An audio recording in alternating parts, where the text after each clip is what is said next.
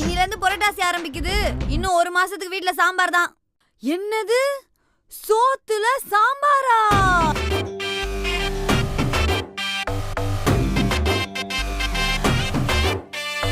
Anil birthday ட்ரீட்டுக்கு போயிட்டு வரேன். பாய்மா. ஹே நில்லுடி, இங்க பாருடி. புரட்டாசி மாசம் அதுவுமா மீன் மட்டன் சிக்கன் நான்வெஜ்ல கைய வச்சேன்னு தெரிஞ்சது மவளை பூலி போட்டுருவேன். பூர்ணி, சாம்பார் சாதம் நன்னா இருக்கு, சாப்பிடாம போற? யோ போயா. என்ன சொல்லிட்டேன்னு இப்படி கத்துறா? பாய்.